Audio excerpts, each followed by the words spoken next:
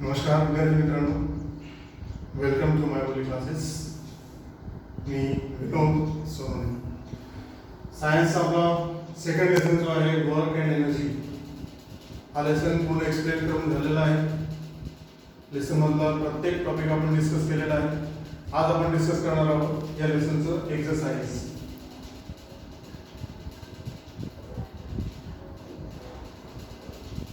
आणि हे exercise discuss करून झाल्यानंतर या सगळ्या प्रश्नांचे आन्सर्स तुम्हाला तुमच्या वहीमध्ये किंवा तुमच्या नोटबुकमध्ये लिहून काढायचे आहेत.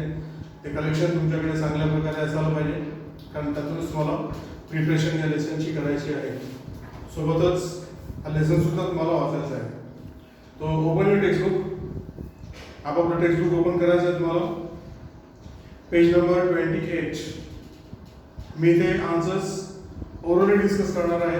ते चांगल्या प्रकारे ऐकून घ्या आणि मग तुम्हाला ते सिस्टमॅटिकली तुमच्या वहीमध्ये लिहायचे आहे. तर पेज नंबर 28 वरती या लेसनचं एक्सरसाइज आहे 28 आणि 29. त्याच्यापैकी पहिला प्रश्न बघा. पहिला प्रश्न आहे राईट डिटेल्ड आन्सर्स. डिटेलमध्ये आपल्याला आन्सर लिहायचा आहे. सब क्वेश्चन आहे ABCDEF.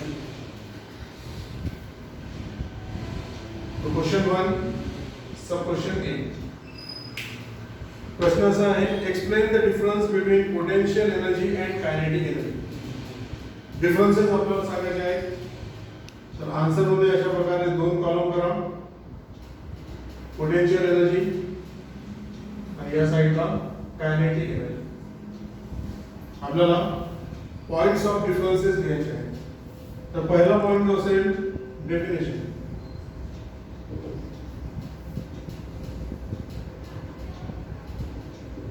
Definition of potential energy आणि डेफिनेशन ऑफ कायनेटिक एनर्जी पुस्तकामध्ये तुम्हाला दिलेली आहे. पुन्हा सांगतो. पोटेन्शियल एनर्जी काय राहते, तर it is the energy possessed by the object due to specific position. एका स्पेसिफिक पोझिशन मुळे किंवा कॉन्फिगरेशन मुळे ऑब्जेक्टला जी एनर्जी मिळते that is potential energy. Kinetic energy कोणती राहते, तर it is the energy due to motion. Object motion मध्ये आहे तर मोशन मुळे त्या ऑब्जेक्टला जी एनर्जी मिळते किंवा राहते त्याला म्हणतात कायनेटिक एनर्जी. तो पहिला पॉइंट डेफिनेशन 2. सेकंड पॉइंट याचा फॉर्म्युला तुम्ही लिहू शकता. पोटेन्शियल एनर्जीचा फॉर्म्युला आहे mgh. या साइडला kinetic energy equal to half m into v square. Next तीसरा पॉइंट. तीसरा पॉइंट असा आहे पोटेन्शियल एनर्जी जी आहे ही निगेटिव्ह राहू शकते. Potential energy may be negative. काही विशिष्ट कंडिशन्स मध्ये पोटेन्शियल एनर्जी निगेटिव्ह राहू शकते, ती पॉझिटिव्ह पण राहू शकते. मे बी पॉझिटिव्ह और निगेटिव्ह. दोन्ही प्रकारच्या एनर्जी पोटेन्शियल राहू शकतात. पण कायनेटिक जी आहे हे नेहमी पॉझिटिव्ह राहते. It is never negative. तो यहाँ आपको लिखना पड़ेगा ऑलवेज पॉजिटिव.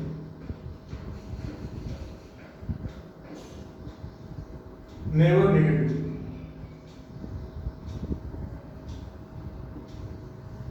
पण लिहिताना मात्र तुम्हाला अशा प्रकारे शॉर्टकट लिहायचं नहीं.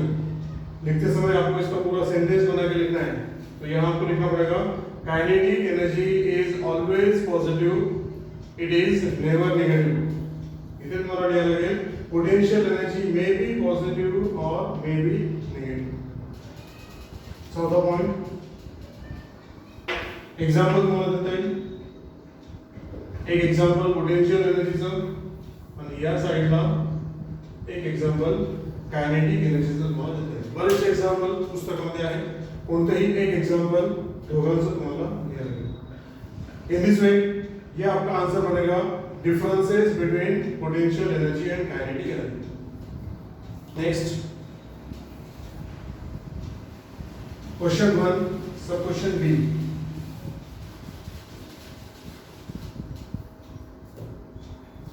डिराइव्ह द फॉर्म्युला फॉर, याच्यामध्ये तुम्हाला फॉर्म्युला ऑब्टेन करायचा आहे. Derive the formula for the kinetic energy of an object of mass m moving with velocity v. m मास असणारा एक ऑब्जेक्ट आहे, तो v या वेलोसिटीने मूव्ह करत आहे. मग त्याच्या कायनेटिक एनर्जीसाठी एक्सप्रेशन काढा किंवा फॉर्म्युला काढा. इसका आंसर टेक्स्ट बुक में आपको दिया है.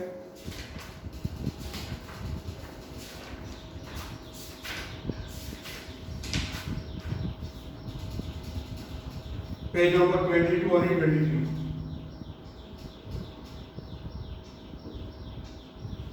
या ठिकाणी याचा आन्सर तुम्हाला पुस्तकात दिलेला आहे, तिथून तुम्हाला ते लिहायचं आहे. ते माझं एक्सप्लेन करून झालेलं आहे. Next question 1, sub question C. Prove that, इथे तुम्हाला शो करायचं आहे, प्रूव करायचं आहे. Prove that the kinetic energy of a freely falling object on reaching the ground is nothing but the transformation of its initial potential energy. प्रश्न कसा आहे बघा. This is ground level आणि काही हाईट वरती एखादा ऑब्जेक्ट आहे. इथे एखादा ऑब्जेक्ट आहे. इथे असणारा ऑब्जेक्ट हा जेव्हा खाली पडतो, ये जब नीचे गिरता है, तो इथे त्याला पोटेन्शियल एनर्जी राहते, कायनेटिक एनर्जी नसतेच, झिरो असते. हे आपलं सांगून झालं. या ठिकाणी याला असलेली एनर्जी ही सगळी पोटेन्शियल असेल, कायनेटिक राहत असेल. ये यहाँ से जैसे जैसे नीचे आएगा, इसका पोटेंशियल एनर्जी कम होता जाता है और कायनेटिक बढ़ता जाता है. असं करता करता हा ऑब्जेक्ट जेव्हा या ग्राउंड वरती टच करेल, तर ग्राउंडला टच करायच्या आधी याची पोटेंशियल एनर्जी ही झिरो होऊन जाते आणि याला पूर्णपणे कायनेटिक एनर्जी मिळते. तो यहां पर जितना पोटेंशियल था वही सारा कायनेटिक में कन्वर्ट होता है जब ये ग्राउंड पे आता है, ग्राउंड को टच करने के पहले. हेच तुम्हाला प्रूव्ह करायचं आहे आणि याचा आंसर सुद्धा तुम्हाला पुस्तकात दिलेला आहे. इसका आंसर आपको दिया है पेज नंबर 26 27 पे. पण ते आंसर तसंच तुम्हाला कॉपी करायचं नाही. त्या ठिकाणी 3 पोझिशन्स आहेत.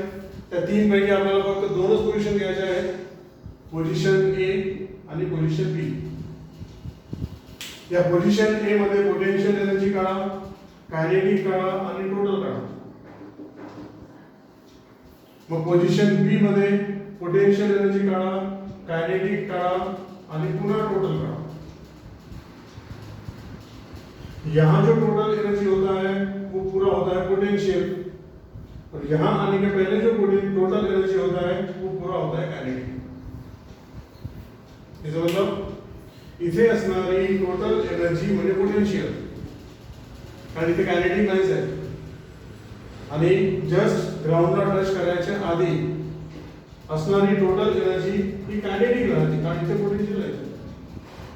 म्हणजे त्याच्यानं आपल्याला काय सांगता येईल, या पोझिशन मध्ये जी पोटेंशियल एनर्जी होती इथून खाली येत असताना just before touching the ground, तीच पोटेंशियल कायनेटिक मध्ये कन्वर्ट होते.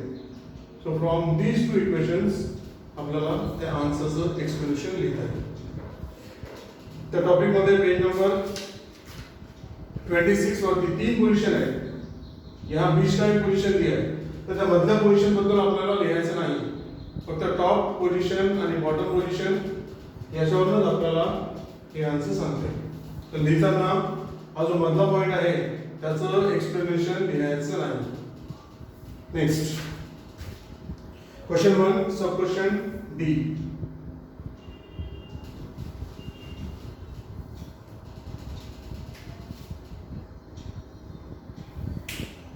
Determine the amount of work done when an object is displaced at an angle of 30 with respect to direction of applied force. हा लेसनचा सुरुवातीचा टॉपिक आहे work done. प्रश्न समजला? प्रश्न असा आहे, This is an object. It is placed on a flat surface.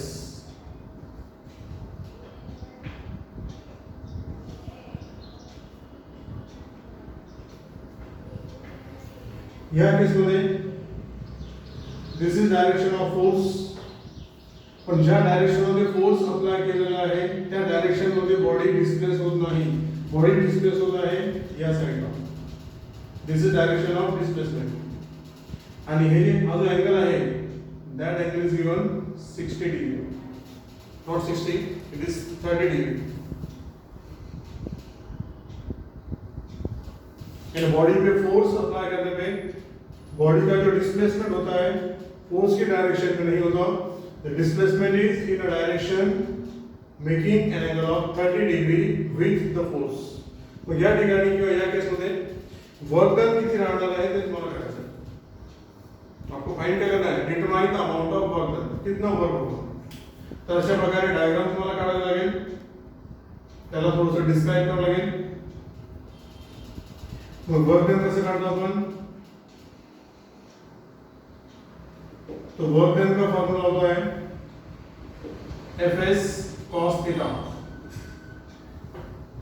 Work done साठी formula आहे Fs cos theta. Theta is the angle between direction of force and direction of displacement. So work done W equal to. आता आपल्याला या ठिकाणी values दिलेल्या नाही. फोर्सला F लिहायचं, डिस्प्लेसमेंटला S लिहायचं आणि थीटाची फक्त आपल्याला व्हॅल्यू दिलेली आहे.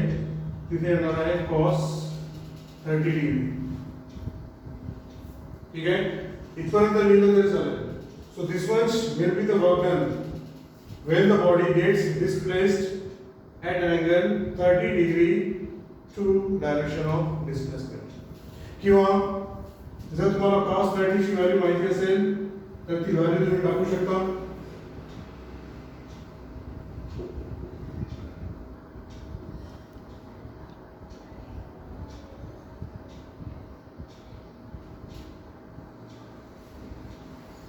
अगर cos 30 आपको पता है तो उसकी वैल्यू आप डाल सकते हो.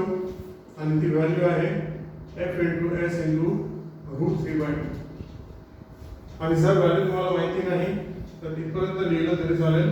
दिस much work will be done, the work will be performed. ते झालं answer question number sub question D. Next sub question E.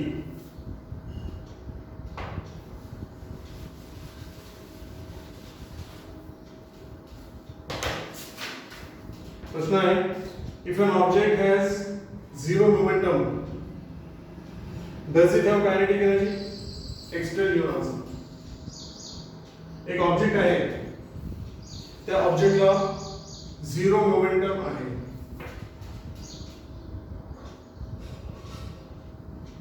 Momentum equal to 0. प्रश्न विचारलेला आहे की त्या ऑब्जेक्टला कायनेटिक एनर्जी असेल का.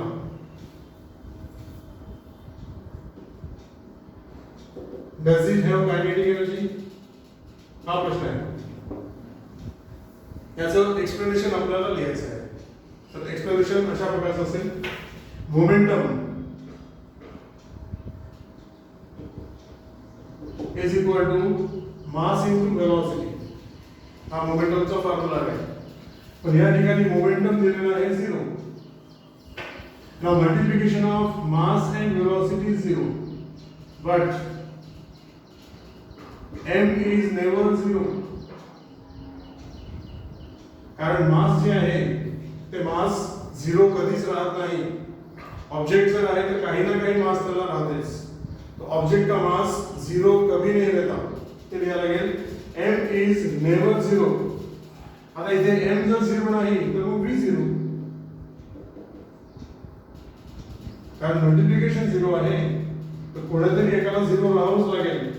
पण मास 0 राहू शकत नाही, इसलिए वेलोसिटी 0 होगा. ये ऐसे हमको एक्सप्लेन करना है. अगर वेलोसिटी 0 है तो काइनेटिक कितना. Now kinetic energy is given by half m into v square.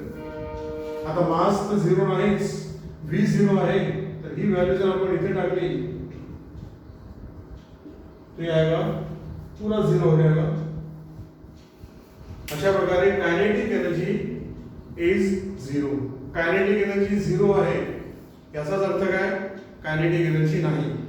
मग जो प्रश्न विचारला होता does it have kinetic energy, तो उसका फाइनल आंसर आएगा नो. द ऑब्जेक्ट्स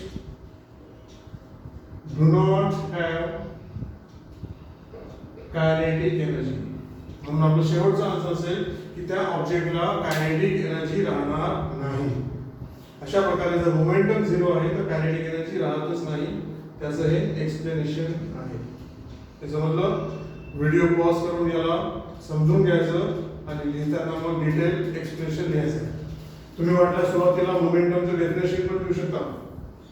यहाँ आप मोमेंटम को डिफाइन भी कर सकते हो कि momentum is the product of mass and velocity. उसके बाद भी ये 0 है, मास कभी 0 नहीं रहता म्हणून वेलोसिटी 0 आहे आणि वेलोसिटी जर 0 असेल तर अशा प्रकारे कायनेटिक एनर्जी ही 0 येते. म्हणजेच कायनेटिक एनर्जी त्या ऑब्जेक्टला राहणारच नाही. ठीक आहे. लास्ट क्वेश्चन नंबर फर्स्ट याचा शेवटचा सब क्वेश्चन आहे एफ.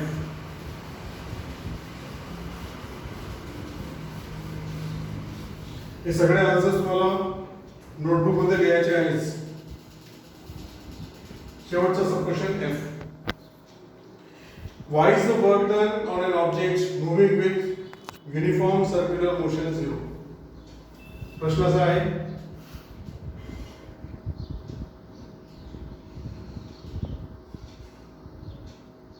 एक ऑब्जेक्ट आहे, तो ऑब्जेक्ट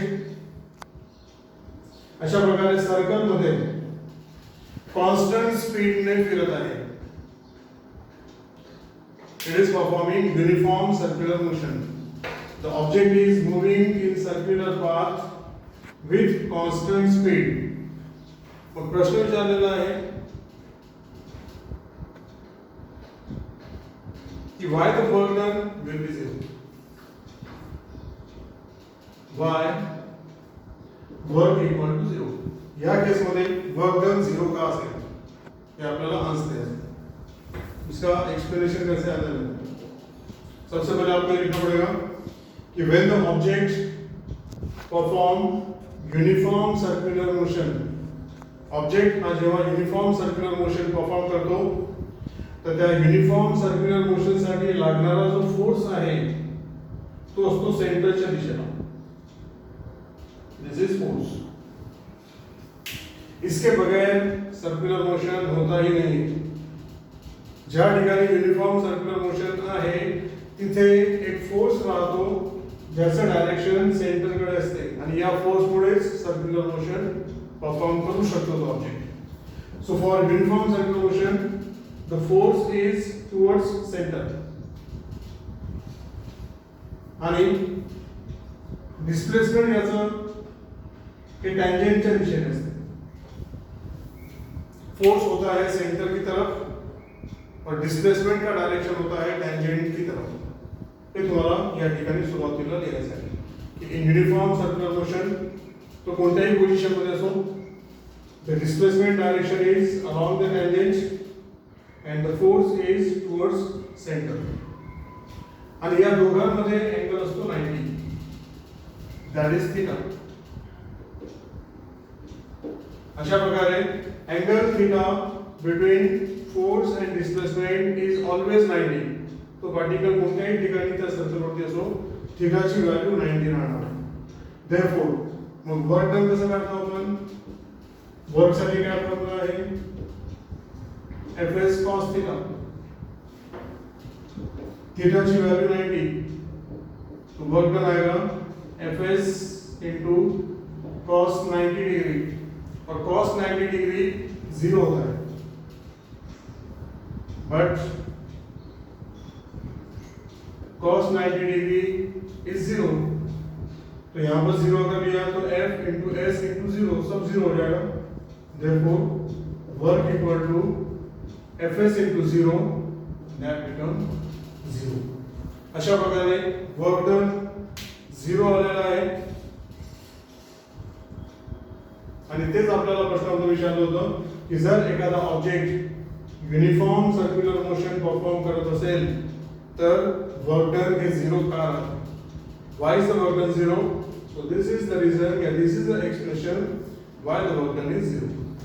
तो इसके आंसर में आपको ये ऐसे डायग्राम निकालना है, डायग्राम में से आपको थोड़ा एक्सप्लेन करना है आणि मग अशा प्रकारे वर्क डन 0 दाखवायचं आहे. So this is first question of the exercise.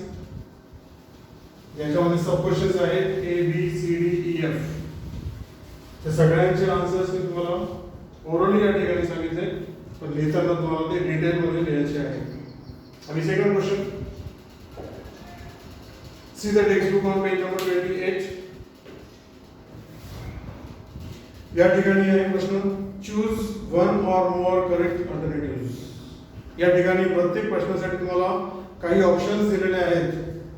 त्या ऑप्शन्स पैकी एक किंवा एकापेक्षा जास्त जे करेक्ट ऑप्शंस आहेत ते तुम्हाला टिक करायचे आहेत, ते तुम्हाला मार्क करायचे आहेत. हो सकता है कहीं पे 2 आंसर्स करेक्ट होंगे या 2 ऑप्शंस करेक्ट होंगे, काही ठिकाणी एकच ऑप्शन करेक्ट असेल. याचे आन्सर्स टेक्स्ट बुक मध्ये मार्क करून घ्या. पहिला, for work to be performed energy must be, याचा करेक्ट आंसर आहे option 3, transfer from one type to another. तो question number second, sub question A, याचा करेक्ट आंसर आहे 3, ऑप्शन 3 याचा करेक्ट आंसर आहे. वर्क परफॉर्म होण्यासाठी एनर्जीला एका फॉर्म मधून दुसऱ्या फॉर्म मध्ये कन्वर्ट व्हावं लागते. नेक्स्ट, सब क्वेश्चन बी, प्रश्न आहे joule is a unit of, आणि 4 ऑप्शन्स तुम्हाला त्या ठिकाणी दिलेले आहेत. तर करेक्ट ऑप्शन आहे, करेक्ट आंसर आहे सेकंड ऑप्शन आणि फोर्थ ऑप्शन.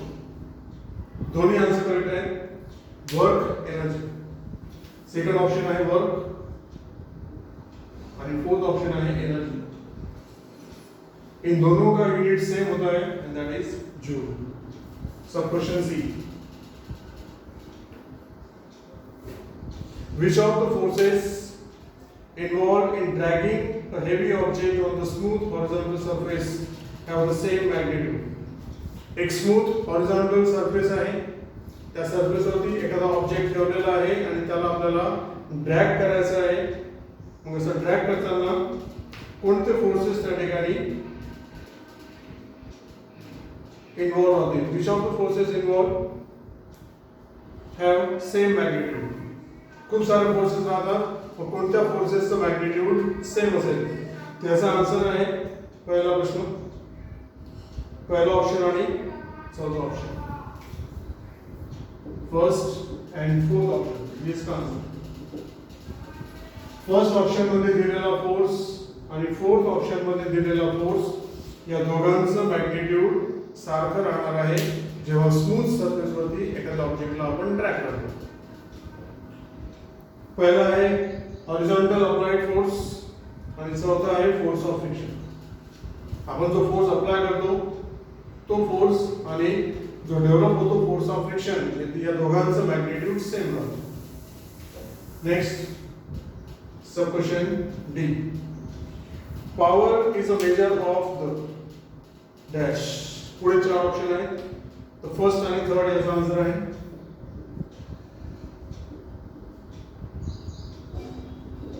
इसका करेक्ट आंसर है option 1 end option 3. Sub question D, शेवटचा याचा सब क्वेश्चन की while dragging or lifting an object negative work is done by. एखाद्या ऑब्जेक्टला जेव्हा आपण ड्रॅग करतो म्हणजे ओढतो किंवा त्याला आपण असं वरच्या डायरेक्शनला लिफ्ट करतो, तर कोणत्या फोर्समुळे केलेलं वर्क डन हे निगेटिव्ह राहते. 4 फोर्सेस दिलेले आहेत, त्या 4 पैकी करेक्ट आंसर आहे सेकंड ऑप्शन, एकच, and that is gravitational force. जेव्हाही आपण एखादी वस्तू असं वरच्या दिशेने उचलतो तर work done by gravitational force हे 0 राहते, कारण ऑब्जेक्ट जेव्हा वरती जातो डिस्प्लेसमेंटचं डायरेक्शन वरच्या दिशेला आहे आणि फोर्स हा डाउनवर्ड असतो, displacement and force are opposite, तो वर्क डन इज नेगेटिव. तो इसका आंसर आएगा option 2. This is question number 2. Now question number 3. हे व्हिडिओ पॉज करून नोट करून घ्या किंवा तुमच्या टेक्स्टबुक मध्ये याला मार्क करा आणि मग नोटबुक मध्ये याला लिहून काढायचं आहे. Question number 3. Rewrite the following sentences using proper alternatives. Same अशाच प्रकारचा आहे, सेकंड सारखाच आहे. प्रत्येक स्टेटमेंट साठी तुम्हाला काही ऑप्शन्स, काही अल्टरनेटिव्ह दिलेले आहेत. तर करेक्ट ऑप्शन किंवा करेक्ट अल्टरनेटिव्ह कोणता आहे त्याचा वापर करून पुन्हा हे सेंटेन्स तुम्हाला कम्प्लीटली लिहायचं आहे. आणि जो ऑप्शन असेल त्याला तुम्ही पेन्सिलने अंडरलाईन करू शकता. सध्या पुस्तकातच मार्क करून घ्या. पहिला, the potential energy of your body is least when you are. तुमच्या बॉडीची असलेली पोटेन्शियल एनर्जी ही कमीत कमी केव्हा असेल? 4 ऑप्शन दिलेले आहेत. Sitting on chair, sitting on ground, sleeping on ground, standing on the ground. याचं करेक्ट आन्सर आहे स्लीपिंग ऑन ग्राउंड. ऑप्शन 3 इसका answer.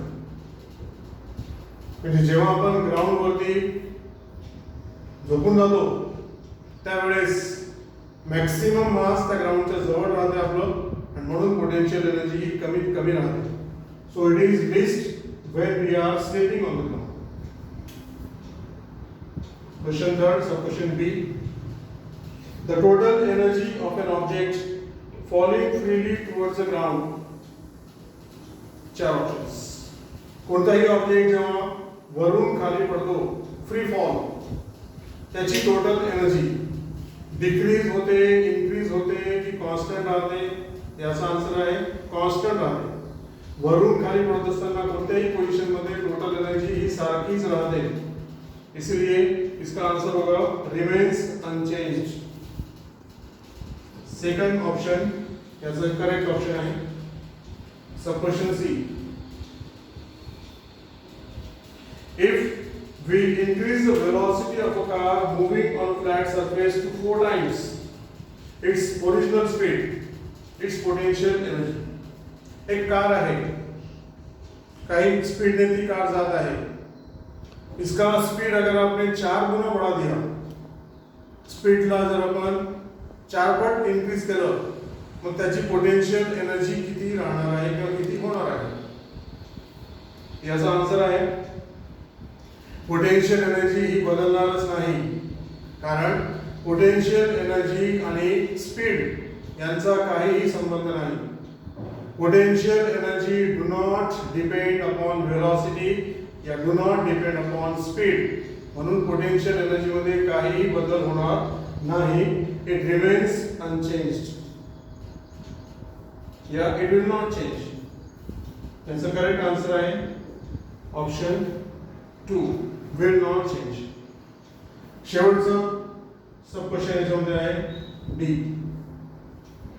The work done on an object does not depend on. Object वरती केलेलं work हे कशावरती depend करत नाही, किस पे depend नहीं करता. 4 ऑप्शंस आपको दिए. इसका करेक्ट ऑप्शन है इनिशियल वेलोसिटी ऑफ ऑब्जेक्ट, यानी ऑप्शन 3. या थर्ड ऑप्शन वरती इनिशियल वेलोसिटी वरती वर्क डन डिपेंड करत नाही, बाकी ऑप्शन्स आहेत त्यांच्यावरती डिपेंड करतो. ठीक आहे. तर हा झाला question number 3. Choose correct option आणि रिराइट द कंप्लीट सेंटेन्स. हे करेक्ट ऑप्शन चूज करून तुम्हाला पूर्ण सेंटेन्स कंप्लीटली लिहायचा आहे. आणि क्वेश्चन नंबर 4. चौथा प्रश्न आहे study the following activity and answer the questions.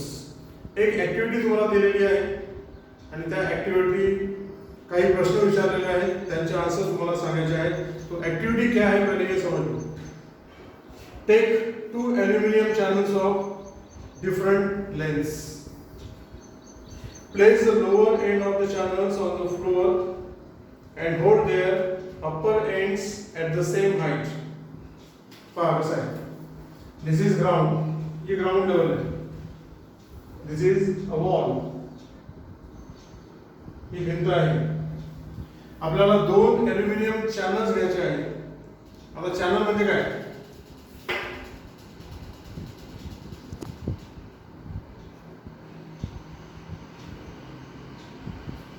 त्याला म्हणायचं channel.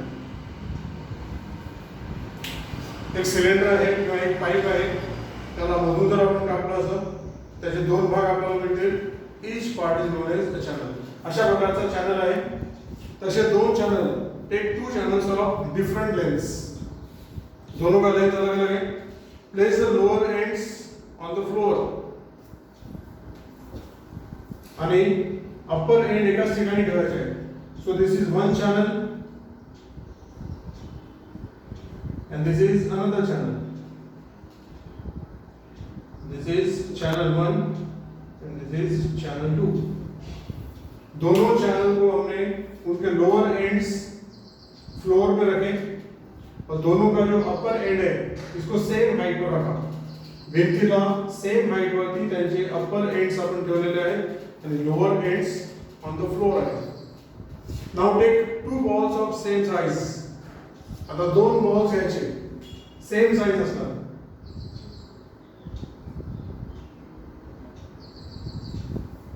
To balls of same size and same weight. सारखाच मास आणि सारखाच वेट असणारे दोन बॉल घ्यायचे and release them from the top end of the channel.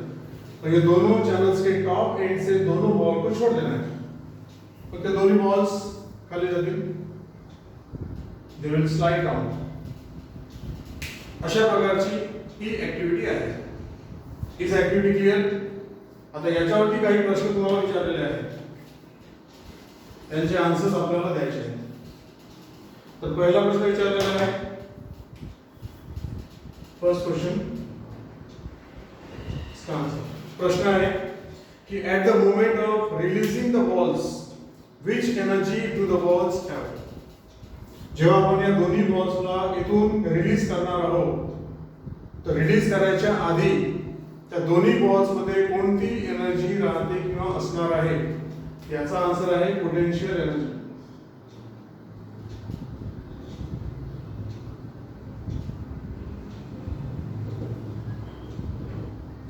So before releasing, मतलब यहाँ पर जो बॉल रखे हमने, तो रिलीज करने के पहले दोनों बॉल्स में पोटेंशियल एनर्जी होता है. Second, as the ball roll down, which energy is converted into which other form of energy? ये दोन्ही बॉल जेव्हा खाली जातील तर काय होणार आहे? पोटेंशियल एनर्जी कन्वर्ट होणार आहे कायनेटिक मध्ये. तो सेकंड का आंसर है potential energy gets converted into kinetic energy. जेव्हा ते बॉल्स खाली येतील तर पोटेंशियल एनर्जी ही कन्वर्ट होणार आहे, ट्रान्सफॉर्म होणार आहे कायनेटिक एनर्जी मध्ये. ये सेकंड का आंसर है. Third, why do the balls cover the same distance on rolling down? जेव्हा ते बॉल खाली जातील किंवा खाली रोल करतील तर दोघांचे डिस्टन्स कव्हर केलेलं हे सारखं असेल. जैसे सपोज 1 सेकंड, तो 1 सेकंड में पहला बॉल जितना डिस्टेंस कवर करेगा उतना ही डिस्टेंस दूसरा बॉल भी कवर करेगा. याचा काय आन्सर आहे? याचा आन्सर आहे त्यांचे वेट सारखे आहेत, त्यांचे मासेस सारखे आहेत म्हणून. तो इसका आंसर आएगा ड्यू टू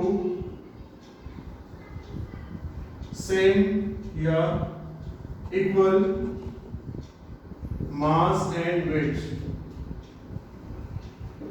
दोन्ही बॉलचं मास सारखं आहे, दोघांचं वेट सारखं आहे म्हणून they will cover equal distances. चौथा कि which is the form of the eventual total energy of the body. What is the form of? दोन्ही बॉल जेव्हा खाली रोल करतील तर इवेंचुअल टोटल एनर्जीचा फॉर्म काय असेल? तो इसका आंसर आएगा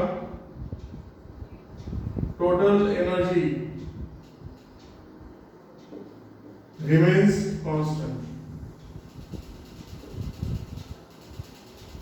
जिथून रिलीज केला आहे खाली येईपर्यंत त्या दोन्ही बॉल्सची टोटल एनर्जी ही सारखीच राहते. Total energy remains unchanged, remains constant.